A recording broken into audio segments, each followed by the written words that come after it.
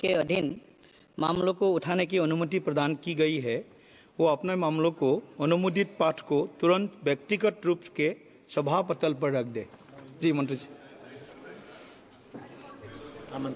Sir, वैसे कार्यसूची के अनुसार आपको त्रिभुवन सहकारी यूनिवर्सिटी बिल लेना था, लेकिन मेरी रिक्वेस्ट है कि एक शिपिंग का भी उसके बाद का बिल लिस्टेड है, बिल्स ऑफ लैंडिंग, वो आप ले लेंगे तो माननीय मंत्री जी यहाँ उपस्थित है और एक बिल लेने के लिए मैं आपको रिक्वेस्ट करता हूँ। धन्यवाद।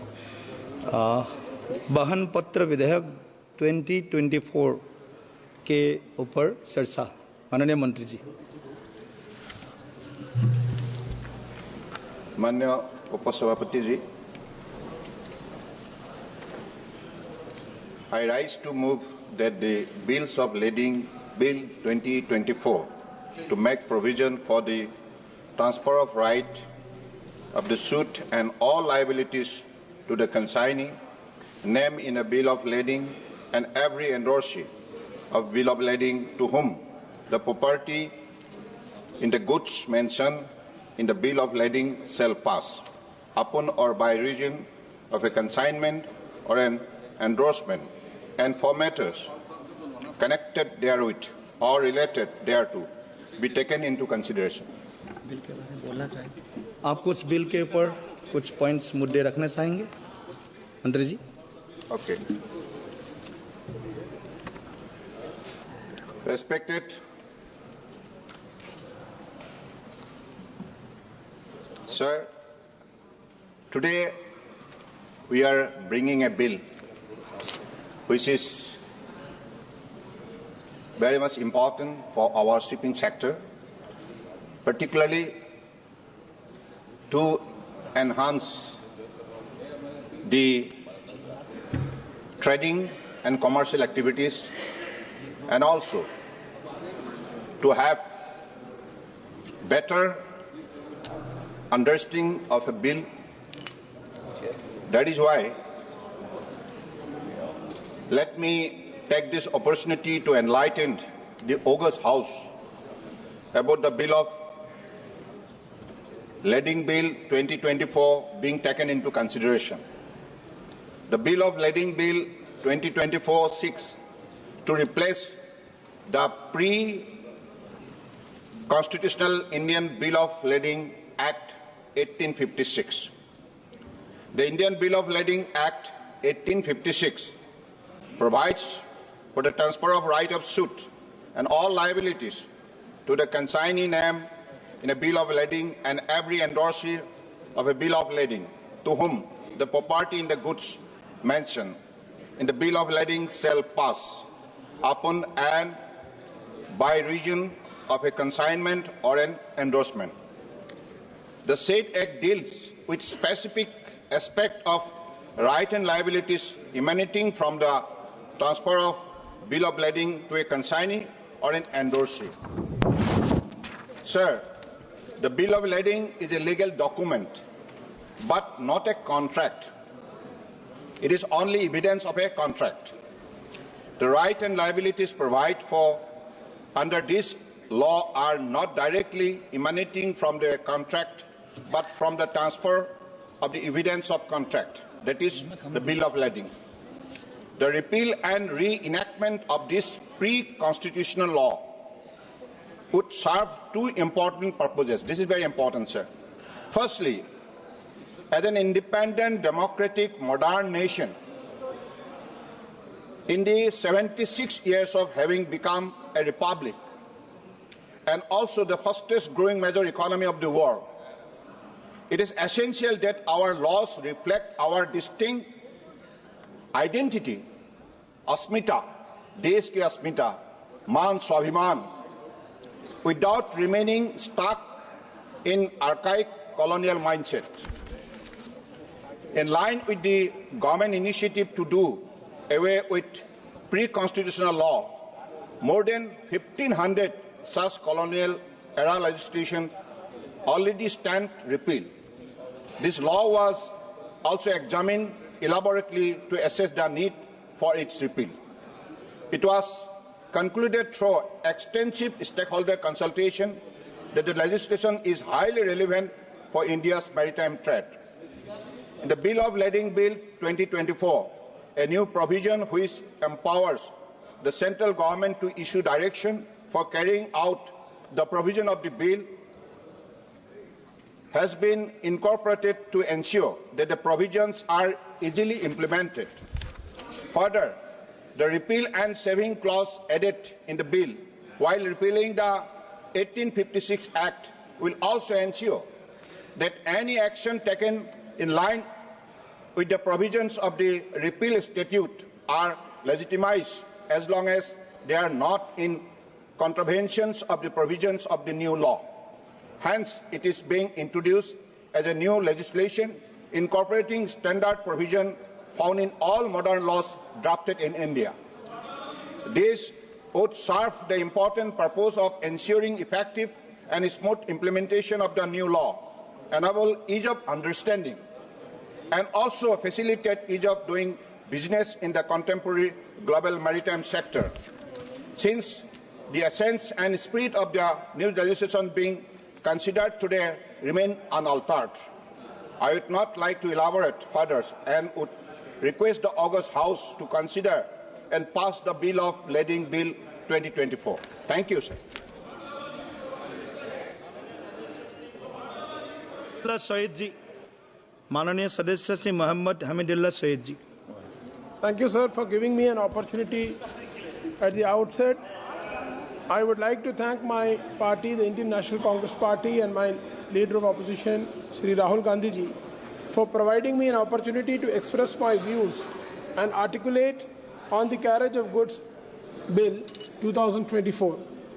I would also like to thank you, sir, for allowing me to speak on this bill. This bill has great ramifications and consequences on Lakshadweep, my constituency, because unlike any other state and union territory in the country, this bill directly affects Lakshadweep. Most of the goods of transportation are done from the mainland. It is imported from the mainland to Lakshadweep, and as far as Calicut, Bepur port and Mangalore port are the two major ports from where the goods are transported to Lakshadweep, whether it is public distribution system, essential commodities, essential items, construction items, materials, all of that. I would like to also mention here that in our territory there are no railways or roadways. We are totally relying on shipping. Shipping is the lifeline for us. In the passenger ships, we are transporting the goods along with passengers, and there are exclusive barges which are transporting the goods from the mainland to the islands. Sir, Lakshadweep is a scheduled tribe area under Schedule 5 of the Constitution of India.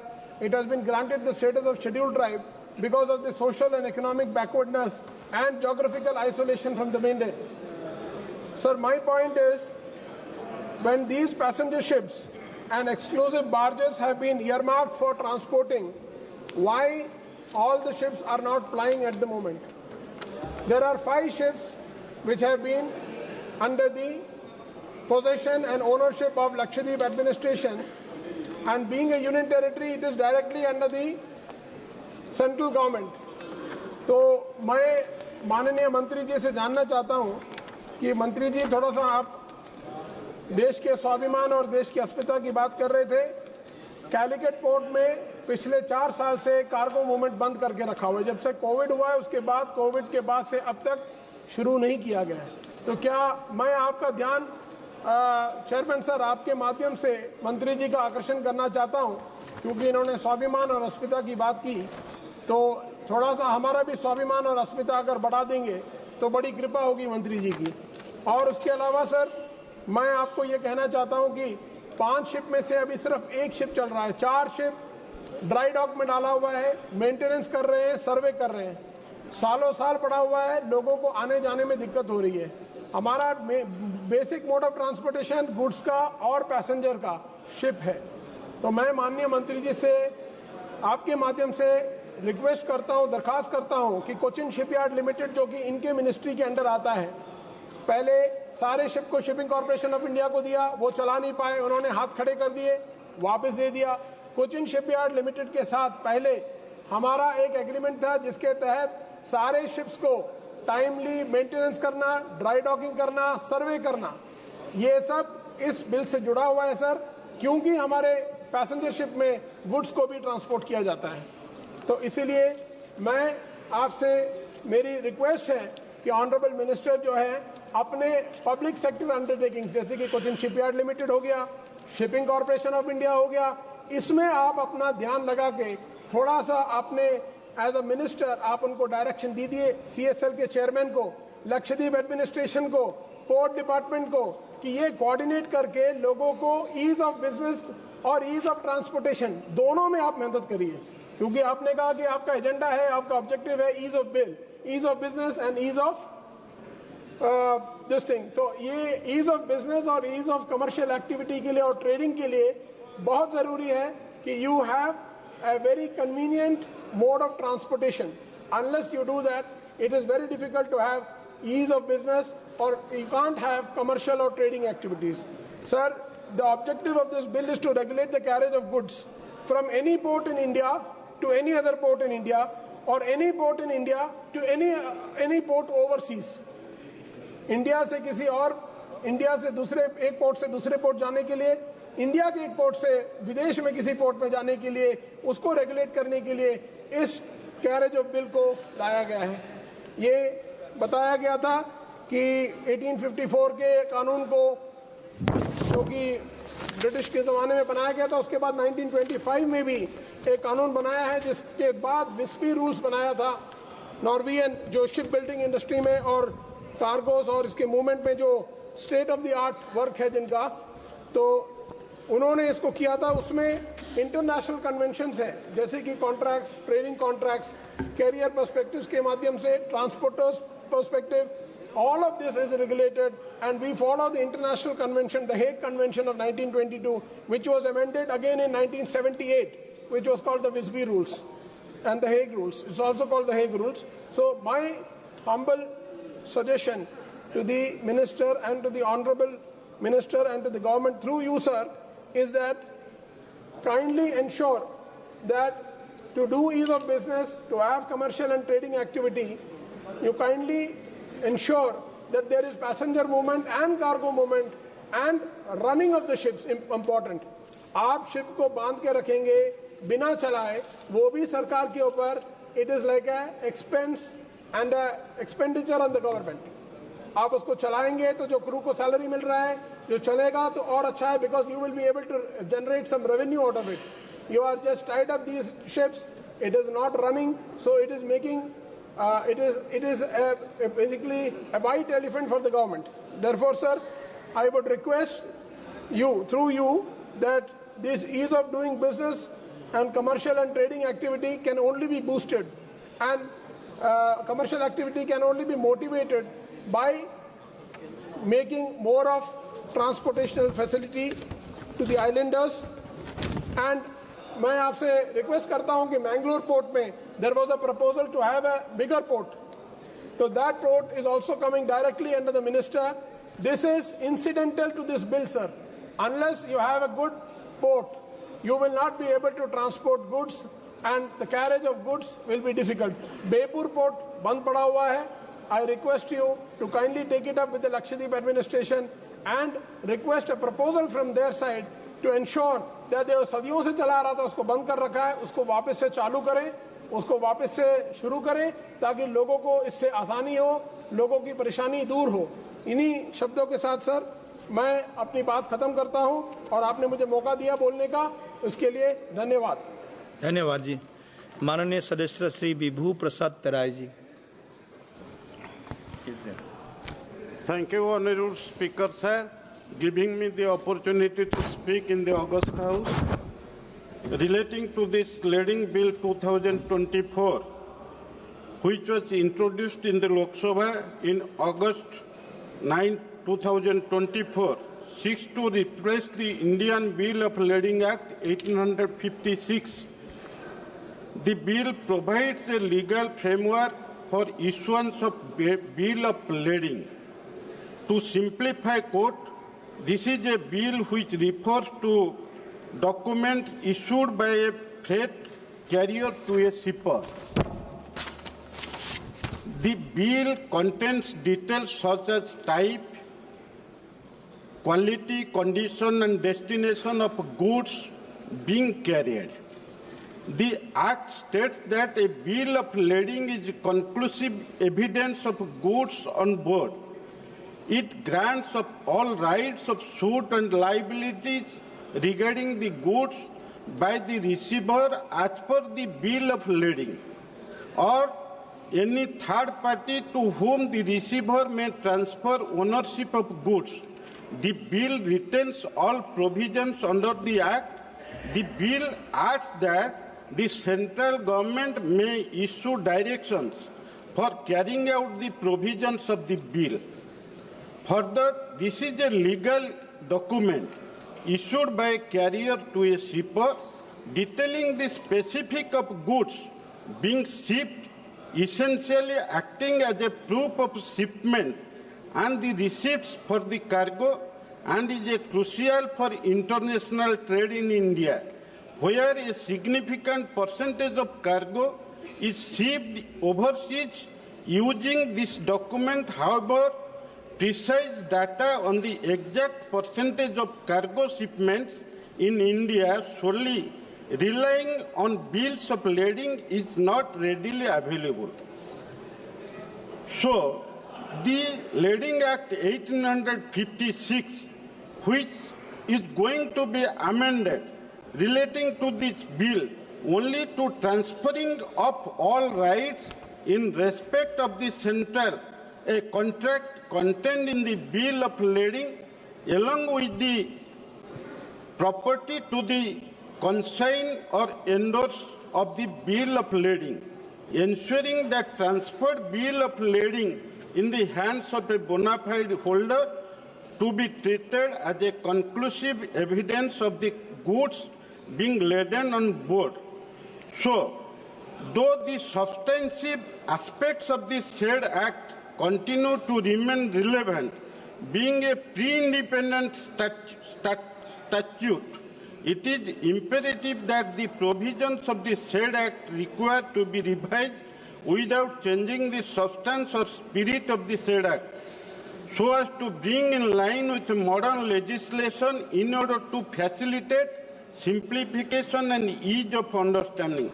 Further, a new provision is proposed to be incorporated in empower the central government to issue directions to carry out the provisions of the proposed legislation. So, in the context of what incident had happened in Odisha, in Paradip port in 2009, one Mongolian vessel, MV Black Rose, carrying a cargo of 20,847 metric tons of iron ore and 920 metric tons of furnace oil, sank near Paradip port, Odisha, under mysterious circumstances. Actually, it was engaged in illegal transportation with forged documents. Actually, who was the owner? Till today, it was not known to the government till today.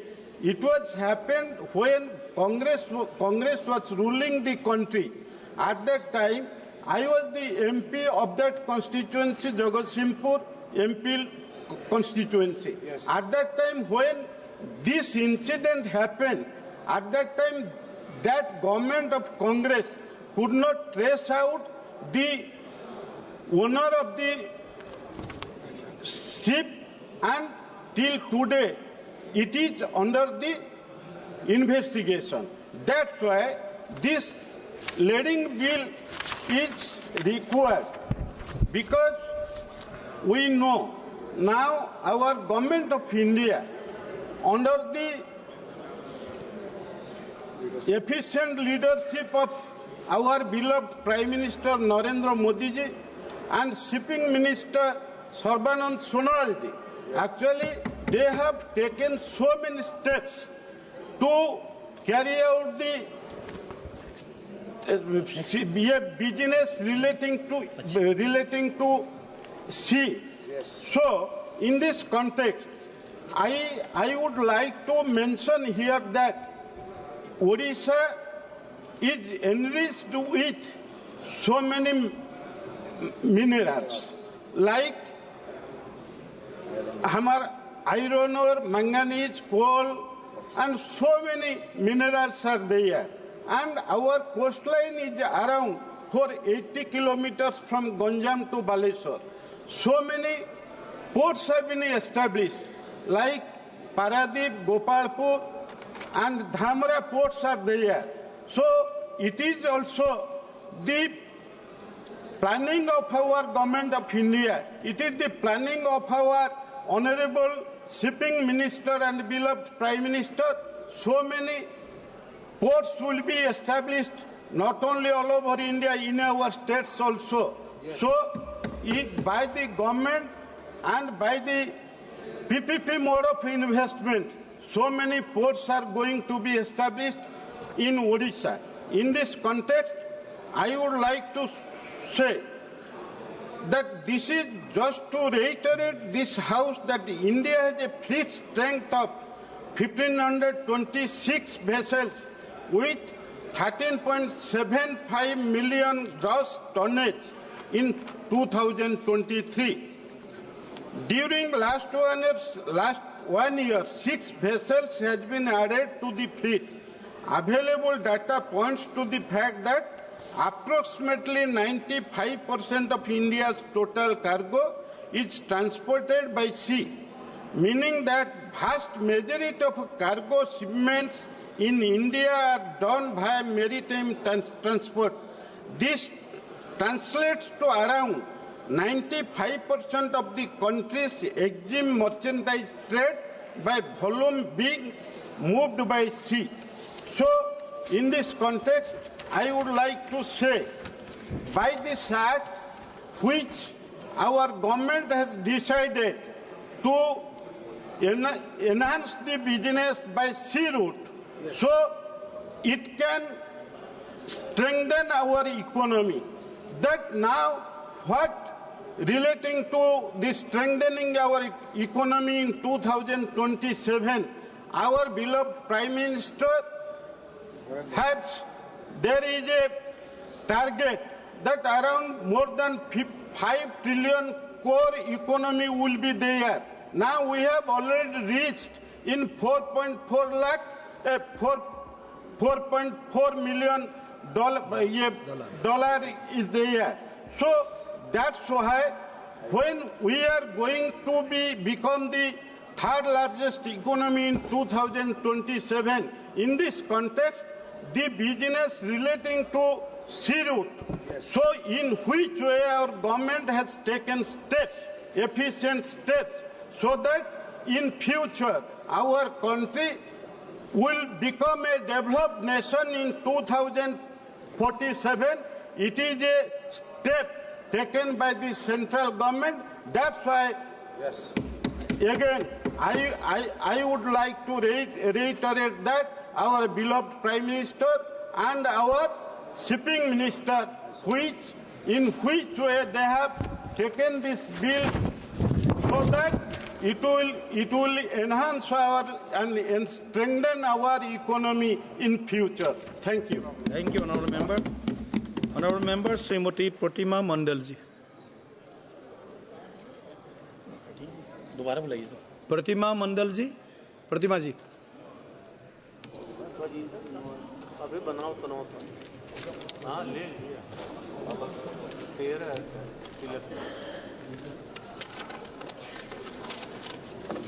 Sir, on behalf of All India Trinamool Congress, I rise to speak on the Bills of Lading Bill 2024. Sir, the Ministry of Ports, Shipping and Waterways contains several problematic provisions that could seriously harm the interest of shippers, traders and stakeholders. Instead of improving maritime trade, the bill increases government control, reduces transparency, and creates scope for commercial fraud, all in the name of legislative modernization. One of the most alarming provisions of the bill is found in Section 5, which gives the central government ultimate power to issue any direction it feels necessary to implement the Act. This means the entire authority over maritime shipping will now be controlled by the central government, leaving no space for state governments, traders, or industry stakeholders to influence policy making in coastal regions. This provision clearly reflects an attempt at centralizing power in the hands of the central government. It also allows the Ministry of Ports, Shipping and Waterways to intervene in any shipping transaction without any valid justification, violating the principle of cooperative federalism and reducing the autonomy of shipping business and traders. Another extremely dangerous provision is found in Section 4(1), which legalizes commercial fraud. According to this provision, even if the goods have not actually been shipped, a fake bill of lading can still be considered valid proof of shipment. Such a provision would also open doors for smuggling, black market trading, and international money laundering. Small traders, especially exporters, would be highly vulnerable as they could easily be defrauded without any legal remedy. This provision also significantly damages India's trade credibility, as international companies may refuse to conduct business with India due to the increased risks of fraudulent transactions. Sir, the government has repealed the Indian Bills of Lading Act 1856 without introducing any significant improvement to maritime trade except for centralizing power under the Ministry of Ports, Shipping and Waterways. This is merely a ploy to introduce unchecked government power over maritime commerce. Another extremely unfair provision appears in Section 2 of the bill, which states that all legal and financial liability for any dispute or contract breach will automatically fall on the consignee. That means the person receiving the goods. So this means that even if the shipping company or the seller is at fault, the consignee will still be held legally responsible.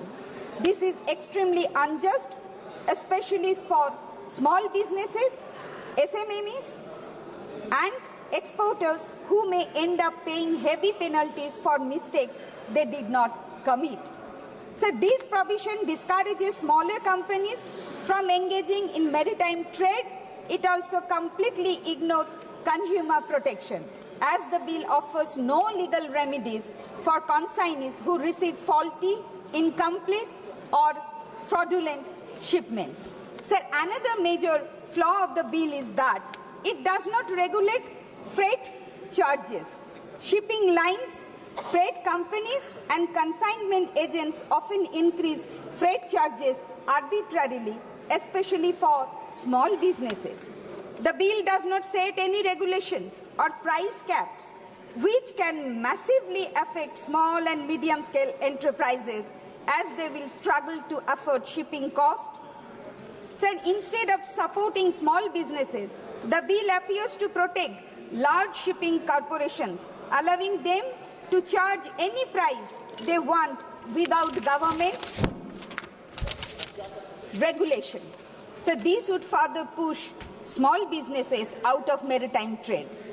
Weakening India's domestic market, the bill exhibits a clear pro-corporate bias, offering no protection to smaller trades or exporters. The bill gives the central government complete power to control shipping lines, manage shipping documents, transfer ownership of goods, and interfere in private maritime contracts.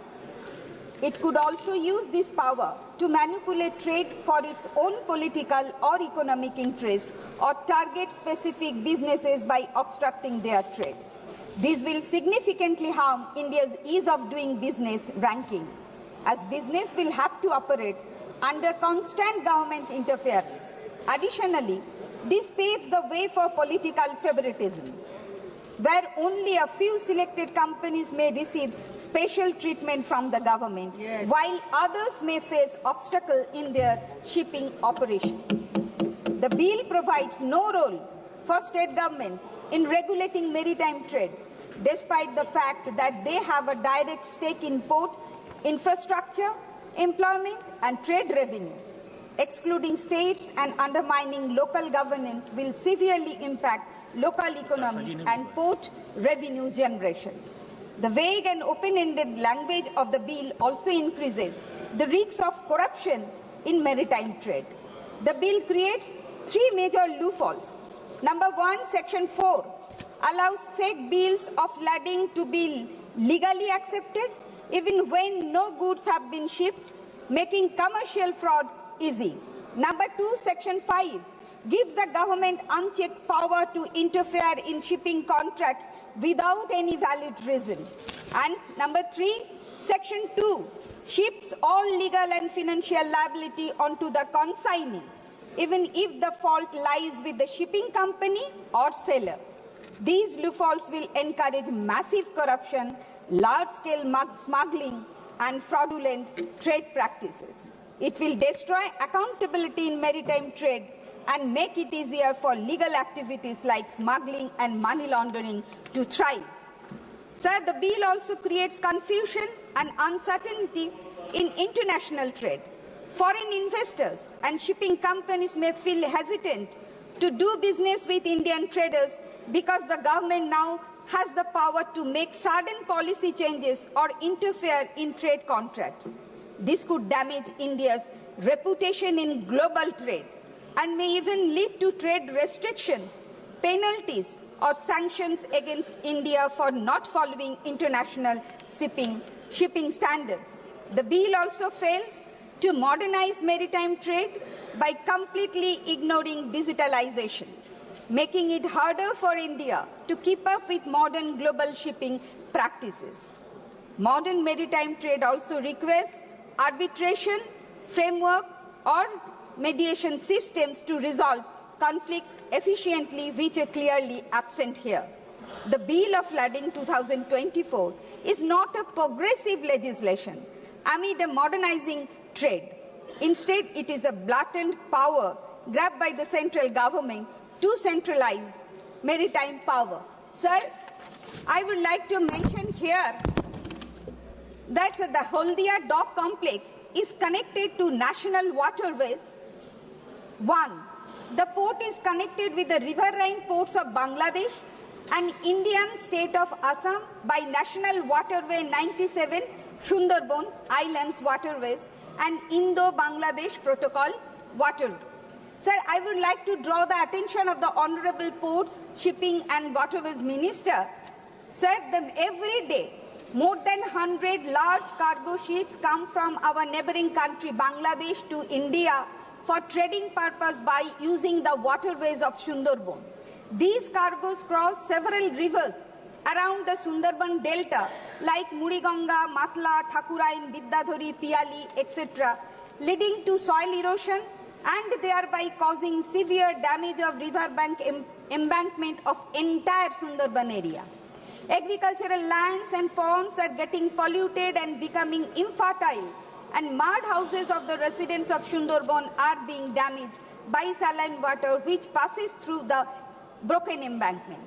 The most alarming thing is that many islands like Kumirmari, Shadjelia, Chotomollakhali, Amtoli, Moushuni, Ghoramora, etc. are becoming vulnerable, struggling to exist due to heavy waves that hit and submerge the islands during the movement of large cargoes. Sir, these worsening by rising sea levels caused by climate change also.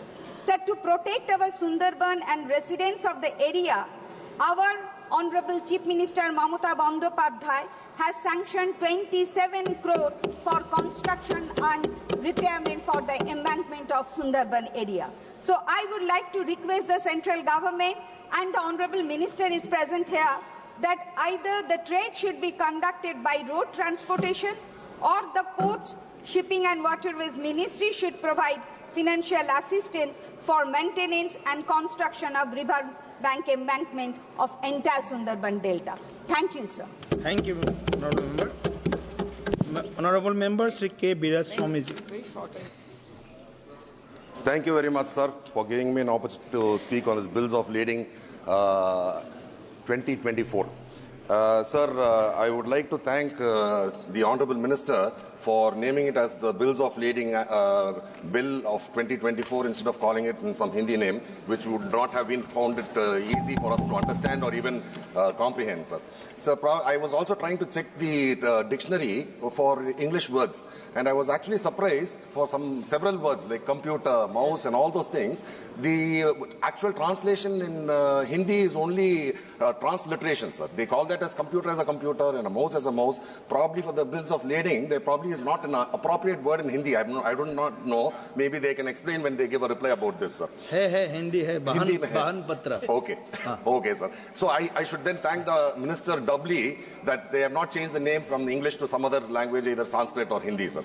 Sir, I would like to say that maritime trade is not something new, sir. Maritime trade has been here in India for several centuries, and especially in Tamil Nadu.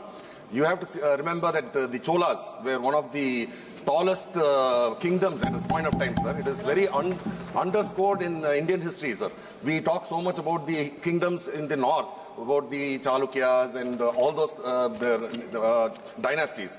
But the Chola dynasty is one of the largest because they were one of the biggest maritime routes, sir. When China was having the Silk Route, we had probably something like a sea route which was connecting Tamil Nadu to several parts of the northeast and even up to places like Greece and Persia, sir. So we have had evidences, archaeological evidences, which show that these Cholas were doing trade where Indian artifacts have been found in those countries, and their artifacts have been found in Tamil Nadu, sir. Sir, I would also like to mention at this point, Tamil Nadu has broken the historical record where everybody used to say that the Iron Age was only about 1200 BC. But recently there has been a find in Tamil Nadu in one of your archaeological sites where they have dated back the Iron Age to 5450 years ago, sir. It's about 3450 BC. So, and our Chief Minister had announced this, and it is sad that the Union government, neither the Prime Minister nor any of the ministers are even acknowledging this, sir. I'm sure that had this happened in Gujarat, everybody would have been very proudly talking about it, speaking about it, and all those things. So I hope that somebody over there responds and acknowledges that the Iron Age has been rewritten in history from Tamil Nadu, sir, because Tamil Nadu is also a part of India. Kindly consider that Tamil Nadu is a part of India and do not look at us as we are outside of India. The reason why I say that is, whenever a fisherman from any other state, like for Gujarat or anywhere, if he gets into a distress, he is called as an Indian fisherman. But the moment there is a person from Tamil Nadu who is a fisherman having a problem in the Sri Lankan waters, they immediately say it's a Tamil fisherman. They don't call it as an Indian fisherman. So I hope this government would look at Tamil Nadu people also as part of this country and extend the same benefits, sir. Yes. Sir, coming to the bill, sir, apart from the historical sites, even during the British period, we had one famous person, sir, Vau Chidambaram, who bought 2 ships, and he was flying it from Tamil Nadu and Sri Lanka, sir.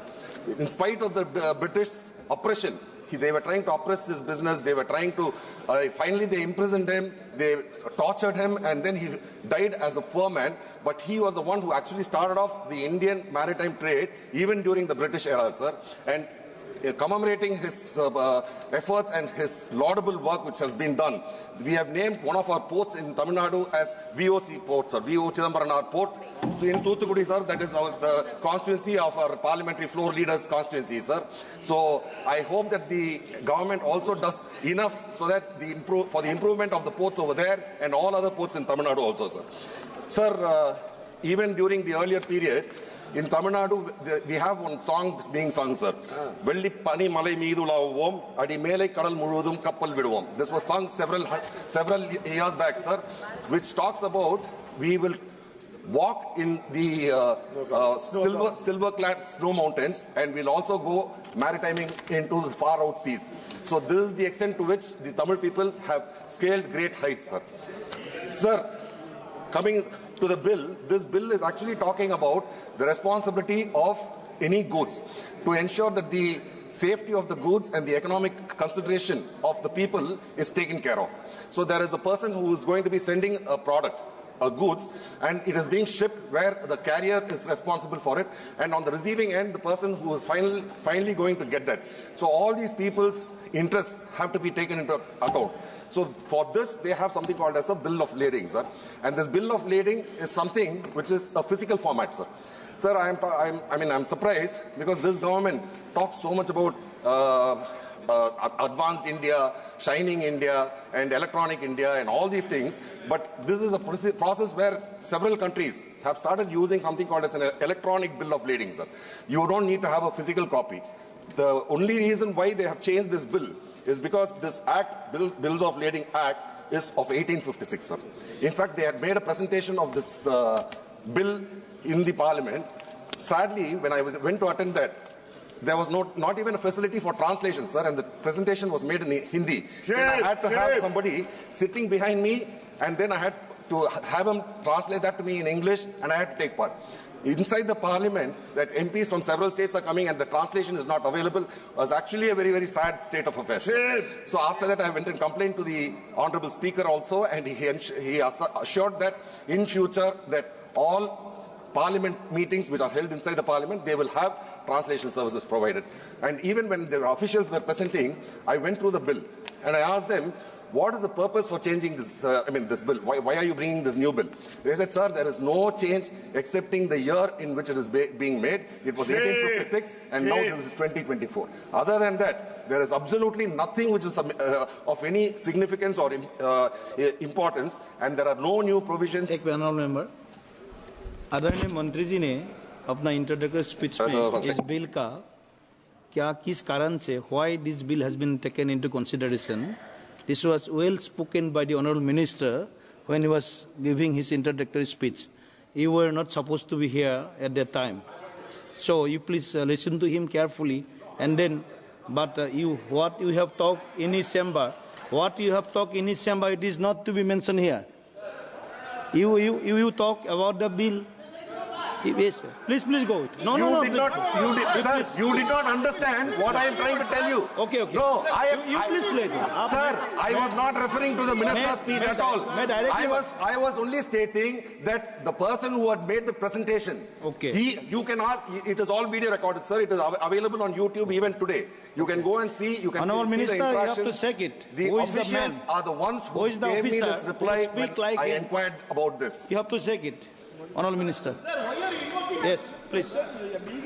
Just a minute. Just a minute. Honourable Minister, just a minute.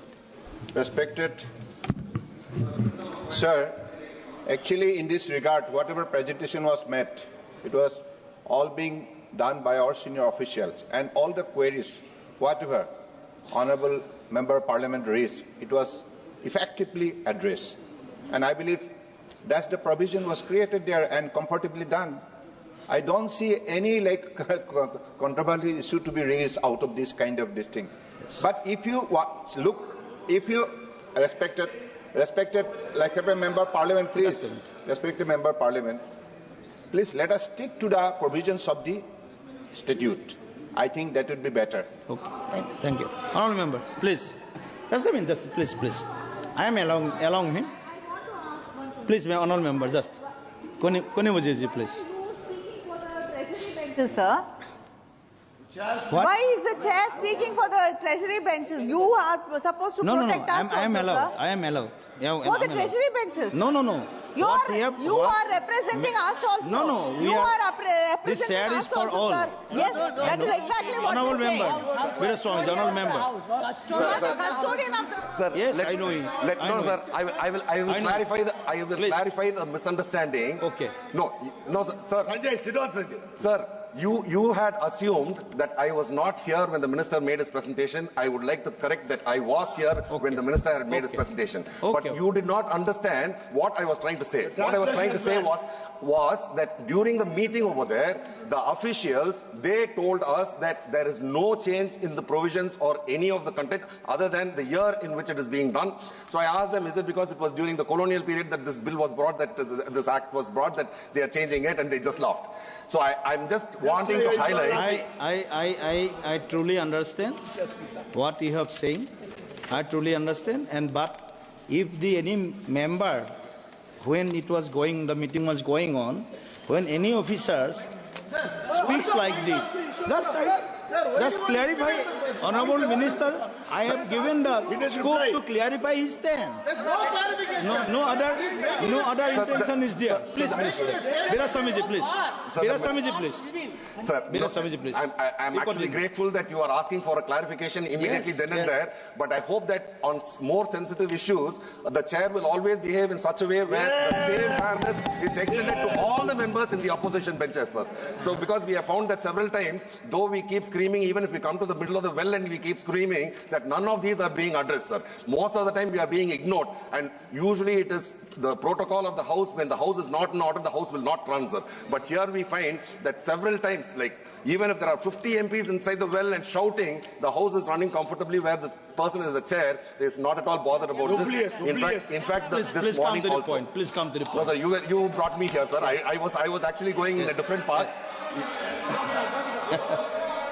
हर दिन well में आते हैं sir, हर दिन well में आते हैं और हर दिन शोर शराब करते हैं, रक्कस करते हैं. ऐसे इनका हिसाब से जाता है तो पार्लियामेंट चल ही नहीं सकते. हमको तो गवर्नमेंट बिजनेस भी है और जो कुछ भी वो लोग बोलते हैं वो भी हमको सुनना है. हम सुनने के लिए आते हैं. Thank you, we are only following your precedents, sir. What we are following what you did when you were in opposition, the same democracy you want, and we are trying to follow the same thing, sir. We are not doing anything undemocratic, sir. We are not doing anything undemocratic. So you started it, sir. You started it. No. It should be clear for all members. Sir, you have to understand, Tamil people are people where we are of the belief and faith that wherever we go, every one of them is a relative. They are all related to us. So this is the saying with which Yadam Ure Yavarum Kele. So this is what we believe in, sir. But most of the people in the treasury side, they do not see Tamil people as their relatives, sir. They are looking at them as, see, you can look at them as foes, political foes, but you're looking at us as enemies. So we have a spirit where Sendridvir Ettathikum, sir, I am talking on the bill, please keep quiet. Sendridvir Ettathikum, Kalai Chelvangal, Sir, can I? The enemy is not unparliamentary. No. The enemy is not unparliamentary. He can speak. How can that be? You please. He will speak. He is capable enough to speak. You please sit down. He is capable enough. As I was saying, sir, we are. Enemy is not unparliamentary, sir. Please wait here now. Sir, I have already explained, I will say that again, sir. Sendridvir Ettathikum Kalaichilvangal Konarninga Serpit, which actually translates to go in all 8 directions and get whatever wealth you can. When we say wealth, we are not only talking about economic wealth, sir. We are talking also about knowledge. So we are willing to learn from others, sir, from everyone. We are willing to learn, and we also hope that you people will learn certain things from us, sir. So we would like to say that we have a lot of things which are precious to us. One of them is language, one of them is culture, one of them is the way we eat, the way we dress, everything we respect, sir. We hope that the treasury benches will give the same kind of a respect for each and every person. I'm not saying for my person, sir. I am talking for all the states in India. I think they should be given a free and fair way of carrying on with their culture, their food practices, and their education system. Everything should be given to them, sir. In fact, if you want to go talking about that, I can keep going on and on. Sir, I will come back to the bill, sir. I will come back to the bill. Yes. Sir, national waterways, sir. Sir, national waterways can be a huge thing for the development of this country, sir. The National Waterways Project was envisaged about more than 10 years back, sir. Despite so many years, this present government and the budget outlay for that is roughly around 6 lakh crores or more, sir. Sir, despite that, I think there are several, in National Waterway 1 to National Waterway 6. And Tamil Nadu will benefit if National Waterway 4 is being implemented, sir. This is a national waterway which will run from Eluru in Andhra Pradesh to Pondicherry, traversing across Tamil Nadu, especially Chennai, sir, in my constituency. So I would request that the government look into it, because statistics has shown the transportation of goods, the costs. It is 4 times more expensive to transport by road, 2 times more expensive to transport by train, and 0.5 times more expensive to transport by ship. So shipping is one of the cheapest, simplest, most reliable way, and if the National Waterways project is implemented, Tamil Nadu will benefit in a huge way, sir, and not only Tamil Nadu, all the states, whichever states are being connected through all the National Waterway projects. Earlier speaker, Madam Pramod also had told about this, so I would like to re-emphasize to this government to see what can be done to implement the National Waterways project, sir. And once again, I thank the Minister for retaining the name of the bill in English. But I oppose this bill because only the year has changed, sir. Thank you very much. Good. Thank you, Honourable Member. माननीय सदस्य से आलोक कुमार सुमन जी. धन्यवाद सभापति महोदय, आपने मुझे इस bill पर बोलने का मौका दिया, मैं आपका आभार व्यक्त करता हूं। महोदय, मैं the bill of lading bill, जो एक the Indian bills of lading act 1856 को रिपील करने के लिए लाया गया है, यह विधेयक आज़ादी से पहले का है, लेकिन परिस्थितियां काफ़ी बदल चुकी हैं, इसलिए यह आवश्यक हो गया था कि 1856 के एक्ट को वर्तमान के समय के अनुसार से इसमें बदलाव लाई जाए। विधेयक में 1856 के एक्ट में सब्सटेंस या स्पिरिट ऑफ एक्ट में बहुत ज़्यादा बदलाव नहीं किया गया है, लेकिन कुछ नए प्रोविजंस को लाया जा रहा है ताकि जहाज पर माल ढुलाई आदि से संबंधित प्रोविजन सरल हो सके। महोदय, जैसा कि हम सभी जानते हैं, विश्व में व्यापार सिमिलेस की तरफ बढ़ रही है। द बिल्स ऑफ लेडिंग एक रिसीट का पार्ट है, कॉन्ट्रैक्ट का पार्ट है, साथ ही साथ ऑनरशिप का पार्ट भी है। इस विधेयक में एक की एलिमेंट भी है। महोदय, वर्तमान विधेयक के सेक्शन 2 में बिल्स ऑफ लेडिंग के अधिकारों को कॉन्साइनी या इंडोर्सी के निहित में उसके हित में किया गया है तथा सभी सामानों की लायबिलिटी जो कि उनके नामों में उल्लिखित है की गई है। महोदय, the bill of lading bill 2024 के सेक्शन 3 में यह प्रोविजन लाया गया है कि जहाज पर माल भेजने वाले असली मालिक के अधिकारों में छेड़छाड़ नहीं हो। इस विधेयक के सेक्शन 6 में केंद्र सरकार को सक्षम बनाया गया है कि इस अधिनियम के सभी अथवा किसी भी प्रावधान को उपयुक्त समझकर निर्देश जारी कर सकते हैं। महोदय, वर्तमान विधेयक समुद्र के रास्ते माल की ढुलाई संबंधी एक कानूनी दस्तावेज है। भारत में समुद्री विरासत 7,500 किलोमीटर विशाल और गतिशील है। वर्ष 2023 में विश्व के व्यापार में 16% का योगदान रहा है। महोदय, भारत समुद्री क्षेत्र वाणिज्य, कनेक्टिविटी और अंतर्राष्ट्रीय सहयोग के लिए एक महत्वपूर्ण कड़ी के रूप में उभर रहा है। यह देश के व्यापार का लगभग 95% मात्रा के हिसाब से और 70% मूल्य के हिसाब से संभालता है। वर्तमान विधेयक के पास होने से यह स्वीकृति मिलेगी कि माल किसी विशेष जलयान से निर्दिष्ट गंतव्य तक सुरक्षित भेज दिया गया है तथा सही सलामत पोत मालिक की कस्टडी में आ गया है। महोदय, मैं इस महत्वपूर्ण विधेयक पर अपनी बात रखते हुए माननीय मंत्री जी पोर्ट्स, शिपिंग और वाटरवेज का ध्यान अपने नारायणी रिवर फ्रंट की ओर आकृष्ट करना चाहता हूं, जो मेरे संसदीय क्षेत्र गोपालगंज में है। विगत वर्षों में मंत्रालय ने 6.62 करोड़ रुपए इसके लिए आवंटन करने के बाद काम भी शुरू किया गया था तथा 2 घाटों को बनाया भी गया था। गंडक नदी या नारायणी नदी को नेशनल वाटरवेज 37 घोषित किया गया था, जो भैंसा लोटन बराज से गंगा नदी हाजीपुर में नेशनल वाटरवेज 3 में मिलाने की है। सरकार के स्टडी रिपोर्ट में भी यह जल मार्ग विकास के लिए उपयुक्त पाया गया है तथा शिपिंग और नेविगेशन इसके माध्यम से किया जा सकता है। महोदय, सदन के माध्यम से मैं माननीय मंत्री जी से आग्रह करता हूं कि नारायणी रिवर फ्रंट के जलमार्ग 37 को विकसित करके पोटेंशियल कार्गो का परिचालन शुरू किया जाए ताकि मेरे संसदीय क्षेत्र गोपालगंज भी जल मार्ग से व्यापार कर सके। महोदय, मैं इन्हीं शब्दों के साथ अपनी इस बिल पर अपनी बात रखते हुए बिल का समर्थन करते हुए अपनी बात समाप्त करता हूँ। धन्यवाद सभापति महोदय। धन्यवाद माननीय सदस्य। Honourable member Shri M Shri Bharat ji. Thank you, sir.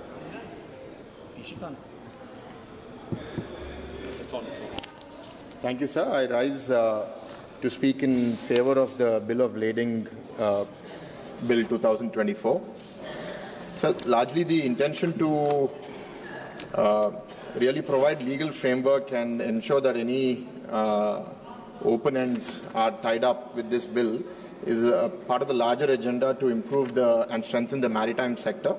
And we support this. In the recent past also, we've seen incidents of illegal goods being shipped in, but then the question mark arises on who takes ownership of it, who has the liability for it.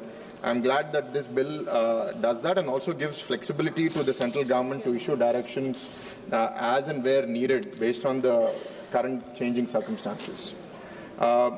Speaking about the maritime sector overall, sir, I'm happy to see that our overall cargo handling capacity has doubled from about 800 million tons per annum to about 1630 million tons per annum as of March 24, indicating the commitment of the NDA government towards developing maritime trade. 9 Indian ports are ranked amongst the top 100 ports globally, and I'm sure over the years many more will show up on those rankings. We're seeing how global events are disrupting maritime trade, like the Russia-Ukraine war, that are leading to shipping delays, higher costs, and impacting all our industries. And a large part of our trade, over 95%, happens through the shipping sector, and 70% of the value comes from the shipping sector. So, sir, there are many things that we need to do to ensure that we remain competitive and increasingly compete with the global market in this. I think the resources that need to be put in this direction, I have a few points on that, sir, which I would like to put in front of you to the government also. One is the high freight costs that have increased in the last few years because of the global uncertainty. How do we reduce that? The next is the shortage of containers. I think India should invest more into developing our own containers. The dependence of carriers from international companies, I think doing more manufacturing. So recently, the Hindustan Shipbuilding Yard in Visakhapatnam was awarded a contract for building 3 ships. I think we need to be doing a lot more of that, and not just building more ships, but building the so-called mother ships, the really large ships which require drafts of 18 meters or more. In fact, in Visakhapatnam, we are unable to receive that because our draft sometimes doesn't meet that depth requirement. And the major disincentive right now is that the shipping lines are expected to invest into that dredging behavior, which often doesn't happen. So the request is, if the government can provide a dredging subsidy to places like Visakhapatnam and other parts of the country, I think we will be able to bring in and reduce the transshipment costs so that we'll be able to do it in our ports itself. The next, sir, is within the shipping ecosystem, a small request from my parliament. We have invested about 100 crores to develop a cruise terminal in Vizag port, but not having an e-visa facility over there is limiting our ability to conduct more cruises over there. Request that the government takes a favorable view on that. I also want to appreciate the government for the turnaround time in major ports. In 2013-14, it was about 94 hours. Now it has come down to 48 hours in 23-24, showing a massive improvement in the efficiency of the shipping sector. And there are many other points, but overall, I think investment into this would be critically relevant for our future, and Andhra Pradesh would be very happy to partner on this, because recently we have announced our maritime policy. We have almost 1,000-kilometer coastline, and we have notified about 14 ports, both large and minor. And we will actively seek the support of the central government and support any regulation that makes this industry more transparent, more agile, and more ready to adapt to the changing global conditions and make us a competitive force in the maritime trade. Thank you. Honourable Member Sri Birendra Singh Ji. धन्यवाद अध्यक्ष महोदय। आज मैं Samajwadi party की तरफ से वाहन पत्र विधेयक 2024 पर बोलने के लिए खड़ा हुआ हूं। समुद्री जलमार्ग निश्चित रूप से आयात और निर्यात का एक अच्छा साधन है और केंद्र सरकार का एकाधिकार होने के कारण और राज्य सरकार को कोई विशेष उसकी सहभागिता नहीं रहती है। जल परिवहन पोर्ट हमारी आर्थिक स्थिति को बढ़ाने का बहुत महत्वपूर्ण साधन है और जिसपे आयात और निर्यात करने वाली एजेंसियों को माल की सुरक्षा, माल ढुलाई और उनको देश विदेश से आयात और निर्यात करने के लिए इतनी सस्ती परिवहन सेवा संभवतः जो है देश में नहीं है। हम चाहते हैं कि जो विधेयक लाया गया है उस विधेयक में व्यापारियों के माल के सुरक्षा की गारंटी हो, डैमरेज और वारफेज चार्ज जो पोर्ट पे लिए जाते हैं उसके बहाने जो व्यापारियों का शोषण होता है वो शोषण को कम किया जाए और उसका सरलीकरण किया जाए और जो माल डैमेज हो जाते हैं इंश्योरेंस कंपनियां उस डैमेज माल का मुआवजा भी वो देने से कतराती हैं। तो मैं सरकार से कहना चाहता हूं कि जो विधेयक लाया गया है वो विधेयक में संशोधन करते हुए कुछ व्यवस्था ऐसा किया जाए कि ताकि इंश्योरेंस कंपनियां समय पर व्यापारियों के उनके डैमेज का भुगतान समय सीमा के अंतर उपलब्ध करा दें। हमारा जनपद वाराणसी है उत्तर प्रदेश में, सरकार ने फैसला किया है कि गंगा में जल परिवहन के द्वारा यात्री के आने जाने की सुविधा और साथ ही साथ माल ढुलाई के साधन भी हम वहां उपलब्ध कराएंगे ताकि परिवहन भाड़ा कम होने से व्यापारियों को लाभ हो सके, महंगाई कम हो सके। लेकिन अफसोस की बात हम आपसे कहना चाहते हैं कि जनपद वाराणसी में मिल्कीपुर में वहां पोर्ट बन रहा है, करीब 3000 परिवार गरीब हैं जो बसे हुए हैं, उनको मुआवजा नहीं दिया जा रहा है, उनको जबरदस्ती बेघर किया जा रहा है। वहीं बगल में एक भगवान बुद्ध के नाम से संस्थान है, 50 एकड़ की भूमि को जबरदस्ती कब्जा करने का प्रयास सरकार के द्वारा किया जा रहा है और वाराणसी से लेकर के हल्दिया तक, चाहे वो गाजीपुर हो, चाहे वो बलिया हो, पटना हो, जहां तक वो सेवाएं जाती हैं वहां पर बन रहे पोर्ट पर जो किसानों की जमीन आसपास की है, जहां सड़क जो बन रही है उनको ठीक तरीके से मुआवजा जो है नहीं दिया जा रहा है। वाराणसी में जो परिवहन की सफलता का प्रतिशत है वो 0.01% भी नहीं है। एक बार यात्री सेवा को लेकर के यात्री परिवहन जल मार्ग से भेजने का प्रयास सरकार ने किया और उस यात्री परिवहन की बात यह हुई कि गंतव्य स्थान से तो समय से चली, बहुत ही माला फूल और बाजे गाजे के साथ उस यात्री पोत को रवाना किया गया, लेकिन हर जगह जाते जाते गंगा नदी में इतना बालू का गाद है कि वो फंस जाती थी फिर वहां से डोजर लगा करके किसी तरीके से जैसे पीछे से ठेल करके आगे बढ़ाया जाता था, फिर आगे जा करके जो है बलिया में फंस गई, फिर आगे जा करके वो पटना में फंस गई। अंततः जो यात्रा 15 दिन में खत्म होनी थी, वो यात्रा करीब 1.5 महीने बाद जो है अपने गंतव्य स्थान पर पहुंच सकी।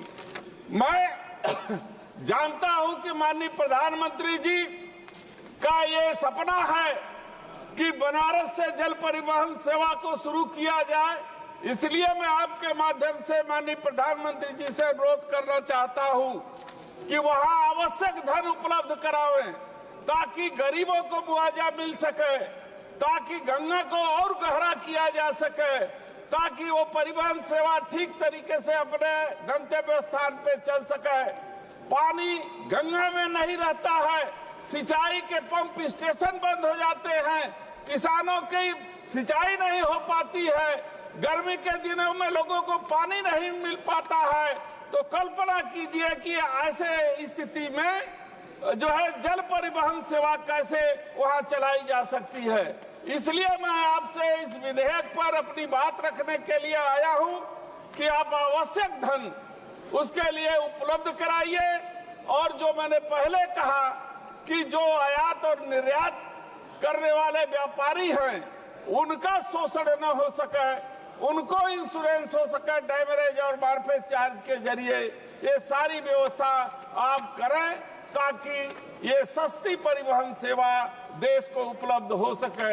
मैं माननीय अध्यक्ष जी को धन्यवाद देते हुए अपनी बात को समाप्त करता हूँ। धन्यवाद जी। माननीय सदस्य से अरविंद सावंत जी।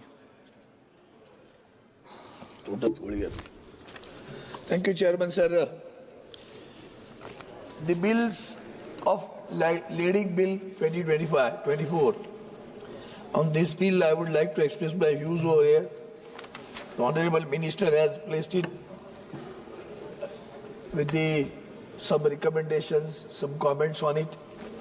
While doing so, he spoke about the Asmita of India. I did not understand where the Asmita lies in the bill.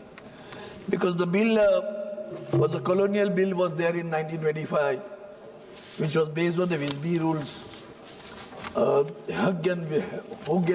Visby rules. Those have been changed. Simplification has been done. You yourself have accepted it, that you have done a simplification in the bill. The major changes in the bill is replacing the term rules with applicable rules reflecting modern standards. The bill also grants the central government the authority to amend these rules through notification in the official gazette, allowing for a swift updates while maintaining parliamentary oversight. I welcome this bill. It's not that I am opposing the bill, but there are certain lacunae in it. The perspective of the bill, the aim of the bill, the object of the bill. While doing so, do we look at the fact, what is happening practically?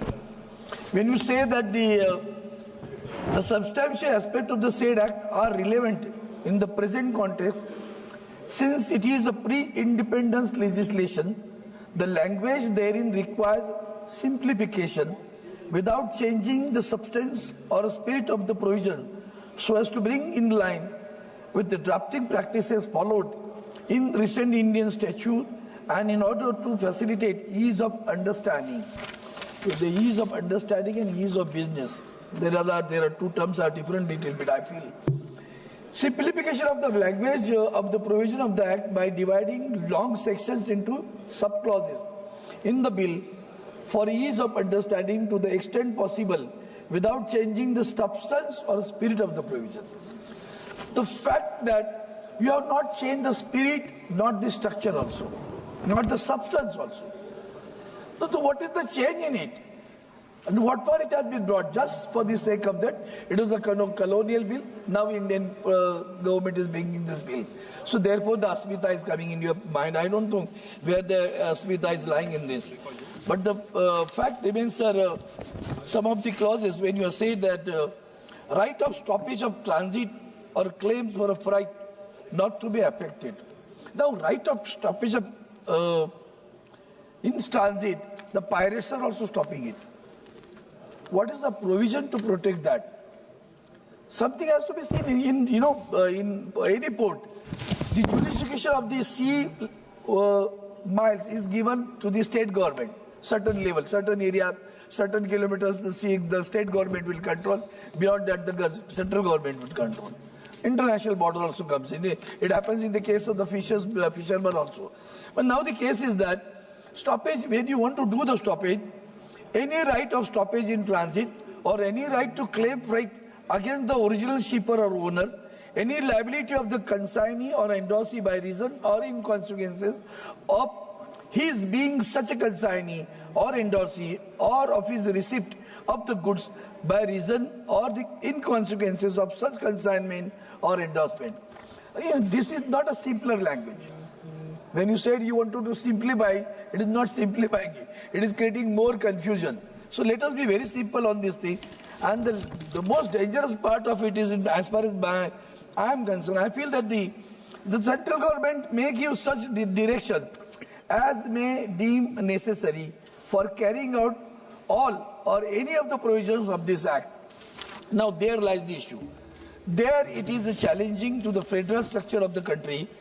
It's my opinion, because we have a maritime board in the state. Now what will happen to the maritime boards in the state? You want to do something good. The loading is done at one port, the unloading will be done at the other port. In between the transit is there. In transit, I have said about the pirates also. Now once it arrives over here, what exactly we are going to, the consignee will be, or endorsee will be responsible for suit and everything. That is correct. That's the correct provision. But the fact remains, sir, when you want to do this, you have to have a good ports and have to have a maritime board which is functional at the state level.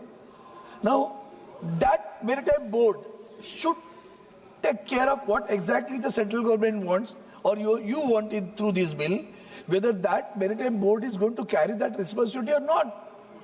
Who is going to carry it? Central government. Or central government will monitor it or give a directive to the maritime board. Or you are going to make a maritime board non-functional. That answer has to be given by the minister. I feel it is a rather very, evasive action of the central government in the maritime board of the state government. Now, as far as Mumbai and Maharashtra is concerned, you are well aware, you come many times in Mumbai. The Mumbai port was the best port of the country. Of late, you have gone for a ward one. There is opposition, strong opposition, resentment is there, strong opposition, the agitations are going on. I do not want to politicize the issue over here. But when you are developing it, you are bringing the sand from the Gujarat to Ward 1 Bandar to reclaim the land over there or sea land over there. Okay, good. Why not from Mumbai port? If you do it, the draft of the Mumbai port will increase automatically. You need sand. You bring it. The dredging has not been done. The stilting has not been done for a long years. When I am demanding it for last 10 years in this parliament, you people are not doing it. Why you are not doing this, sir? And where from this business will go? Where it will go? Not Mumbai port. Ward 1 will come. It will take some time. Okay? For whom you are doing it? $1 million question. Everyone knows who are holding the ports now. And therefore, while doing so, with a folded hand request you, don't ignore Mumbai. Don't have a revengeful action.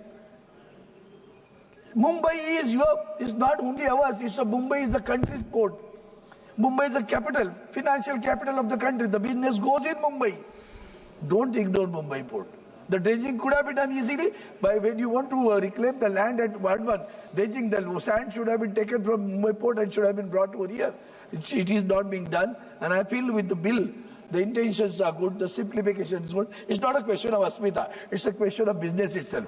To make a good ease of business, these provisions are there. I can understand that. But I expect you, at least Sonowalji, during your tenure, as you are taking some right steps, some policy, in additional policy, I'll tell you. Now the encroachment is, you have given some, Mr. Shankar is the secretary, I think, over there with your department. He has given some optimistic answer to me now because the encroachments which are there on the port had to be removed and they should be rehabilitated. There also we have to go for a policy. If you're going to do the ease of business, that also is hampering. So that also has to be thought, that you have moved a bit in this direction. I, with full respect, say thanks to that, but we'll have to come to a final achievement by rehabilitating those people who are here, residing over there. That should also be done. The Mumbai port should be taken up. You must give a priority for the redevelopment of the Mumbai port. Sir, thank you so much, sir. Thank you so much. धन्यवाद जी, धन्यवाद. माननीय सदस्य श्री रविंद्र वाइकर जी.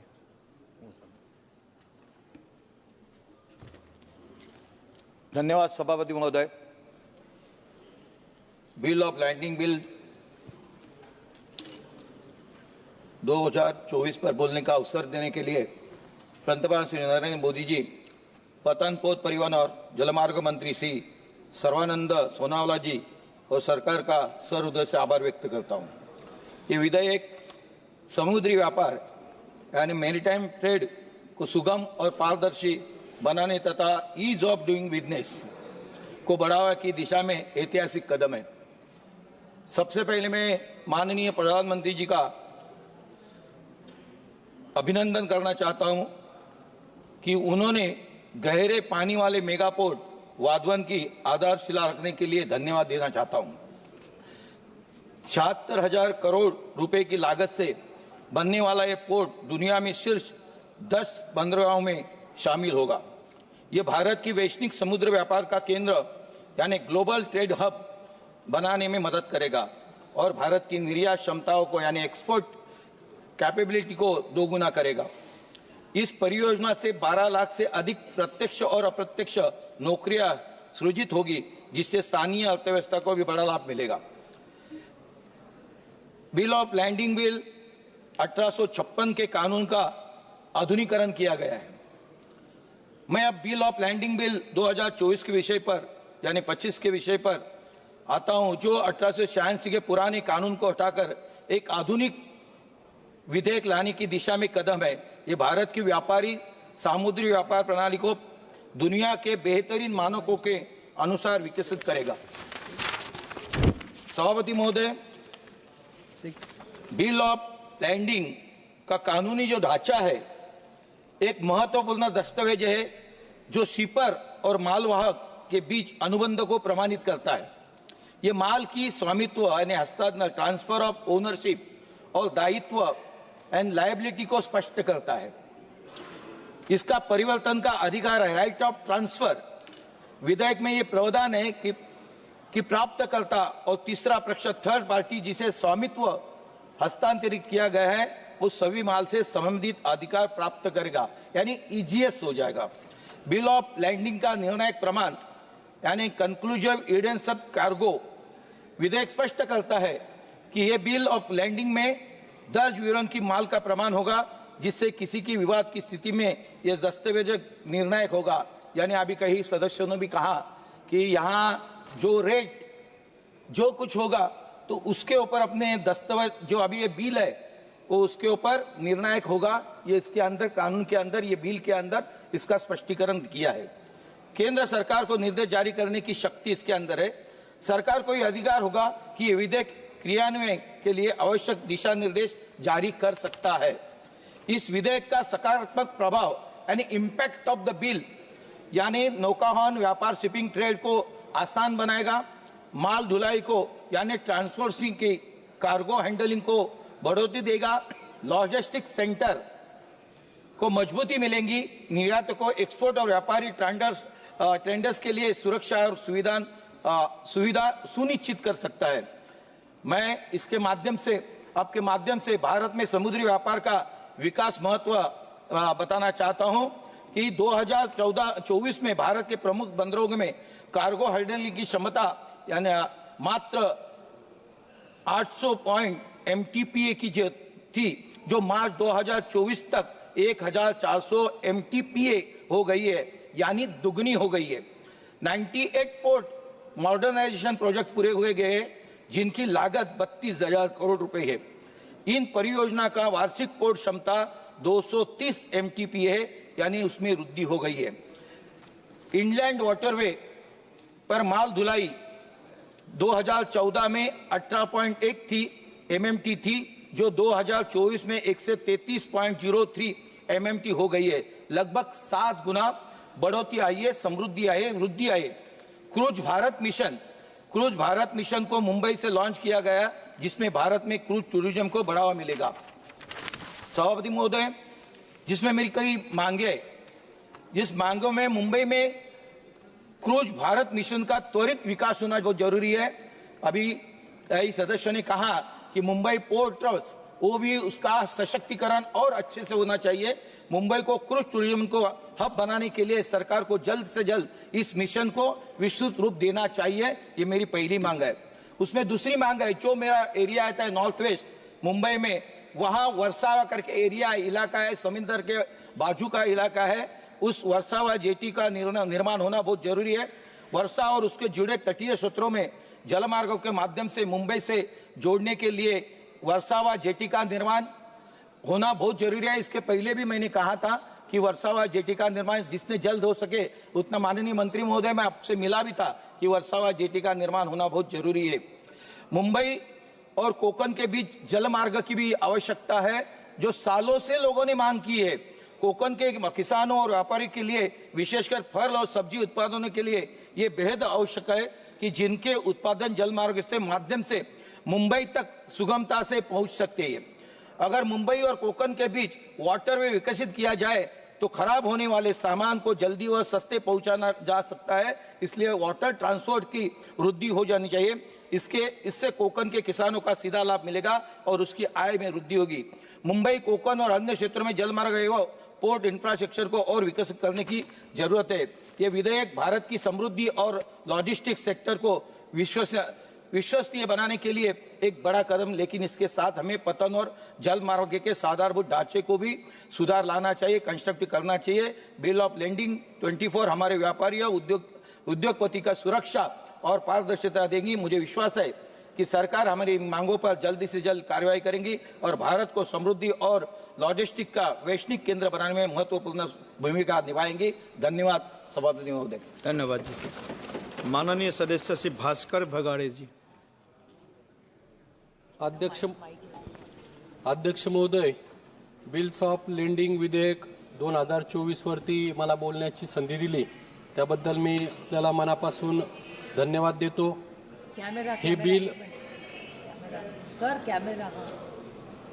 Bills of lending विधेयक 2024 हे भारतीय bill of lending अधिनियम 1856 निरस्त करून shipping आणि लॉजिस्टिक आणि समुद्री व्यापार प्रक्रियांना अधिक आधुनिकीकरण करण्याच्या उद्देशाने आणलं गेलं आहे। महाराष्ट्रामध्ये मोठी समुद्र किनारपट्टी आहे। या किनारपट्टीवरती अनेक बंदरं छत्रपती शिवाजी महाराजांच्या काळामध्ये सुद्धा किंवा किल्ले असतील, बंदरं असतील बांधण्यात आली। माजी पंतप्रधान पंडित नेहरू यांच्या नावाने स्थापन झालेलं JNPT बंदर असेल किंवा आत्ताच नव्याने महाराष्ट्रामध्ये पालघर या ठिकाणी वाढवण बंदर होतंय। हे बंदर आज जरी होत असेल परंतु त्याच्या पाठीमागे सगळ्याच शासनकर्त्यांचं फार मोठं योगदान आहे आणि या माध्यमातून परदेशामध्ये आयात निर्यात मोठ्या प्रमाणावरती होणार आहे। हे जे विधेयक आज आणलं जातंय हे फक्त एक सुधारणा नसून त्यातून अनेक गंभीर प्रश्न उपस्थित होण्याची शक्यता या निर्माण होते। या विधेयकाने व्यापार सुलभ होण्याऐवजी काही महत्त्वाच्या अडचणी वाढण्याची शक्यता आहे। यामध्ये विधेयकामध्ये डिजिटल आणि इलेक्ट्रॉनिक बिल ऑफ लेंडिंगला पूर्णपणे कायदेशीर मान्यता देण्यात आलेली आहे, परंतु यामुळे ग्रामीण भागामधील शेतकरी असतील, छोटे व्यापारी असतील, शिपिंग कंपनी, लॉजिस्टिक उद्योग यांना अडचणी येऊ शकतात। भारतातील अनेक भागामध्ये अद्याप डिजिटल पायाभूत सुविधा नाहीत आणि त्यामुळे मोठ्या उद्योगांसाठी हे फायदेशीर असलं तरी लहान व्यापार आणि शेतकऱ्यांसाठी हे बिल अडचणीचं ठरू शकते। त्याचप्रमाणे आपल्या देशातील इंटरनेट सुविधा सायबर सुरक्षिततेच्या मर्यादा लक्षात घेतल्या नाही।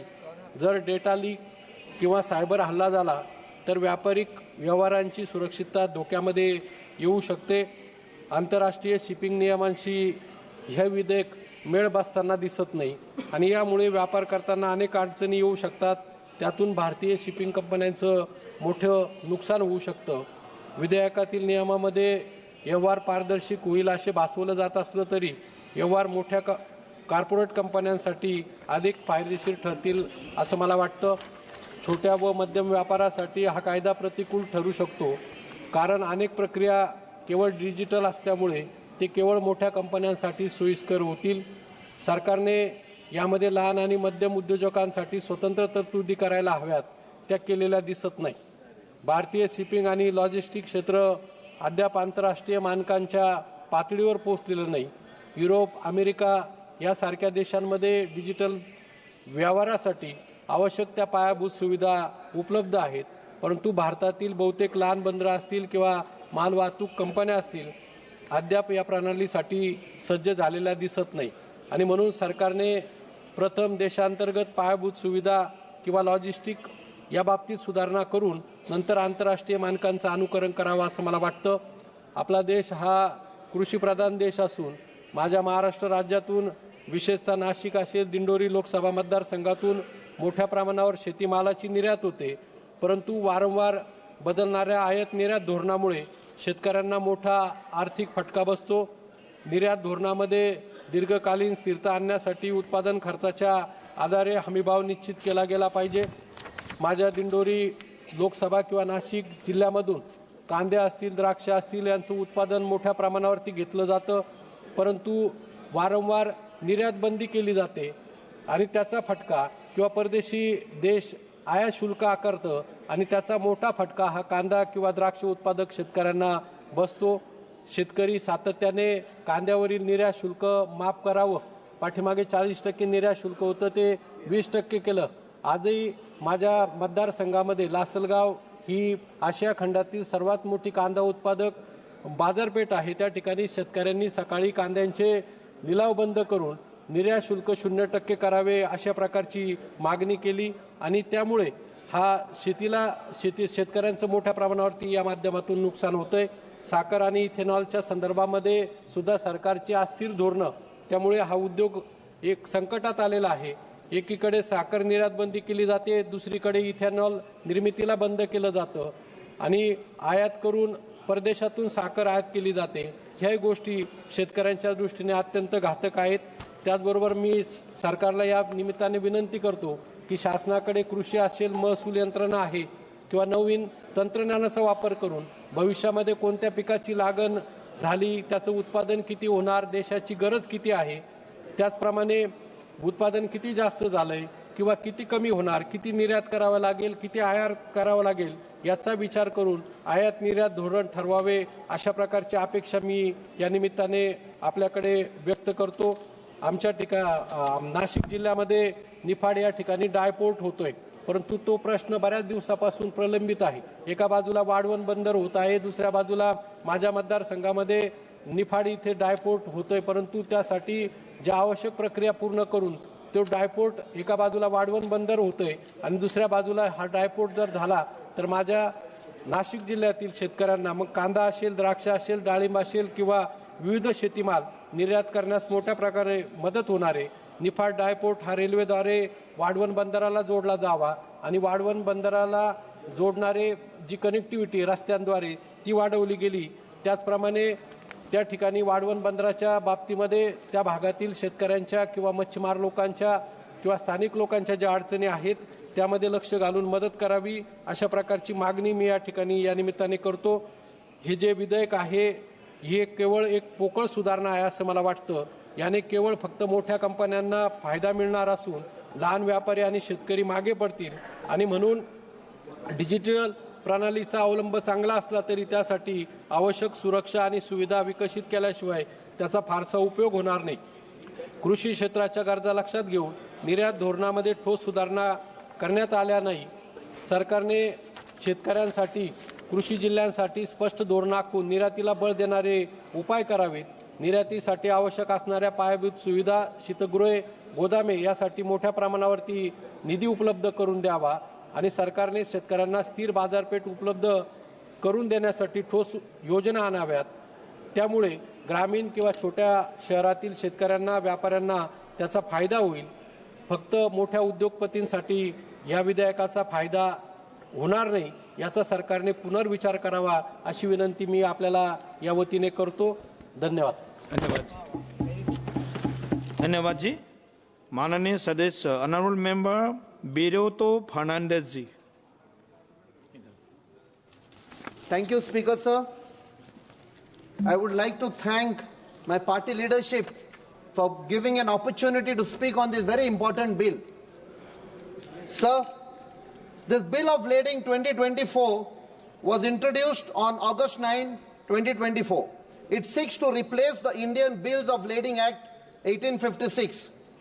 Now, the Act provides a legal framework for issuance of bills of lading. A bill of lading refers to a document issued by a freight carrier to a shipper. It contains details such as the type, quantity, condition, and destination of goods being carried. Now, the Act states that a bill of lading is conclusive evidence of goods on board. It grants following persons all rights of suit and liabilities regarding the goods. A, the receiver as per the bill of lading. Second, any third party to whom the receiver may transfer the ownership of goods. Sir, when we are discussing the bill of lading, it is but necessary that we get into a discussion of shipping and shipping related matters, because the entire issue is related to shipping. In this context, I suggest the government should facilitate to modernize the shipbuilding industry in India, as we have huge potential to compete the shipbuilding industry in the world with the global industry of shipping. Now, when we speak of shipping, the name that pops up is the Shipping Corporation of India. The Shipping Corporation of India has played a huge role in contributing towards India's economy, and both during peacetime and during hostilities. But provisions in this bill makes one wonder what the real intention is by bringing this bill. Has the government involved all the stakeholders in formulating the bill? Or is it to dilute the stake of Shipping Corporation of India? At first glance, it seems that the bill is to carry forward the legacy of this government to hand over every aspect of our economy to their most favored businessmen. It's not a mere allegation, but because we know who it is. Now, there are certain factors that I would like to suggest to the government when the government is calculating the impact on the shipping industry by trying to bring this bill. Some of the related problems plaguing the shipping industry are container shortage, surge in freight rate and shipping cost, shipping delays at the ports, and turnarounds at the ports. Now, some of the major problems are at customs and immigration. Complex documentation, inaccurate or incomplete paperwork, goods misclassification, valuation issues, delays due to strict regulations, potential for corruption, lack of transparency in the process, and difficulties with classifying restricted or prohibited items, often leading to significant delays in import and export shipments.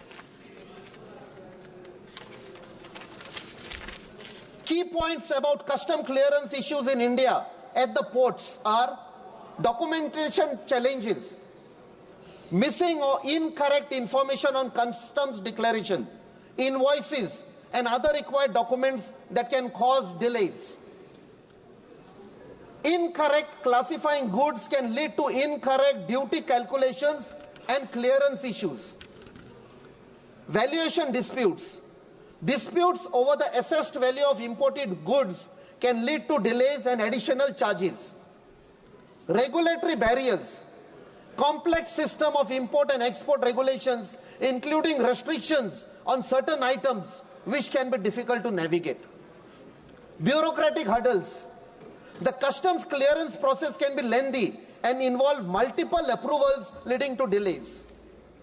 In some cases, custom officials may demand bribes to expedite the clearances of goods.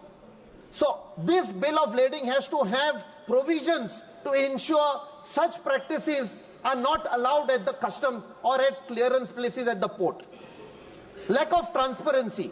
Importers may not have clear information on duty rates and other custom requirements, creating uncertainty. Technology issues. Glitches in the electronic customs clearance system can further hamper the process. Sir, recently, when we speak about shipping industry, the government has formed a 12-member panel to advise the government on the national shipbuilding mission. But sadly and surprisingly, why are the Indian shipbuilding designers not placed on the panel? Our shipbuilders have done tremendous progress and contributed in the shipbuilding industry in a big way. Some are involved in designs of corvettes, frigates, destroyers, passenger vessels, but none of them have been included in this particular panel. They are not only not included, but here we come to know that people who are nowhere connected with it are on the panel. I smell a rat because it looks like an entire exercise which may finally end up in breaking Shipping Corporation of India, and who will gain from that but the most favored businessman friend of the government.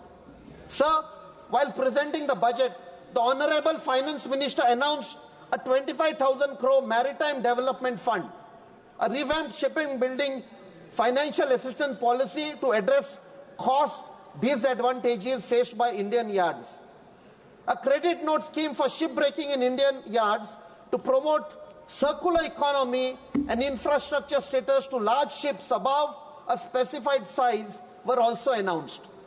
Today, India holds less than 1% of the global shipbuilding market, but aims to break into top 10 ranking by 2030 and top 5 by 2047. Why not? We have to. But with such backward-looking provisions, are we going to break into the top 10? Sir, coming to my state of Goa, everybody knows we are situated on the west coast of the country. For centuries, there was sea trade that has occurred, taken place from foreign countries into Goa, and the shipping industry has prospered. The thrust of the government should be also to ensure that the shipping lines are exploited to the maximum so that it benefits not only the state but also the country in terms of economy. More trade, more business. Goa, unfortunately, was ruled for 450 years by a colonial power, again which came through the sea route. And as irony would be, today we are again become slaves of a trade which has come by sea, where the coal is being brought from Australia, and when it comes to the Mormugao Port Trust, which is now Mormugao Port Authority, again the coal has to go to other states like Maharashtra and Karnataka. So they are expanding tracks, they are expanding roads, and in the bargain, the beautiful state of Goa is getting destroyed. To the extent, a few days back, even the iconic, most revered temple of Lord Kapreshwar was demolished by authorities to facilitate this expansion. For what? And people who tried to save the temple have been booked. Even yesterday, sir, for facilitating this coal trade, when they were trying to expand the railway tracks, even the sarpanch, a lady sarpanch, has been booked by the authorities.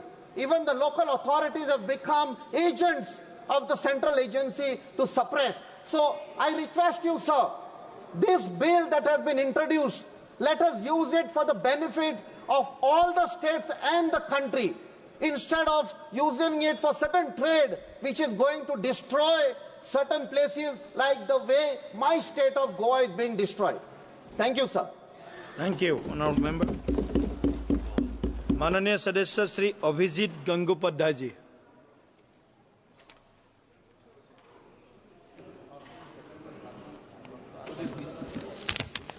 I thank my leader Narendra Modi ji, and also I thank Honorable Speaker while speaking in support of this bill. The bill, in the objects of the bill, what has been stated by the Minister, no, it is there.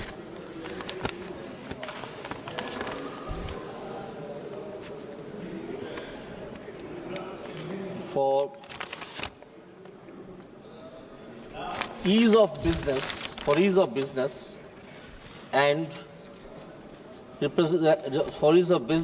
and for giving some directions to the persons involved in the business, which will take India at least 50 years ago, 50 years preceded from this time today by use of this bill.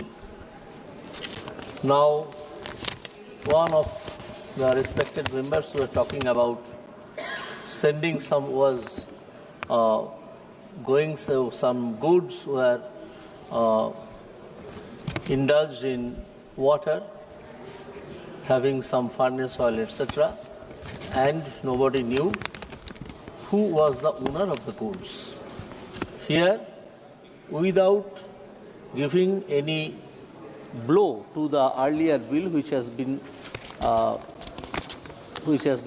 repealed by this act, without giving any blow, it has been stated clearly that the consignee would be accepted as the owner of the goods, where the property in the goods would transfer to the consignee.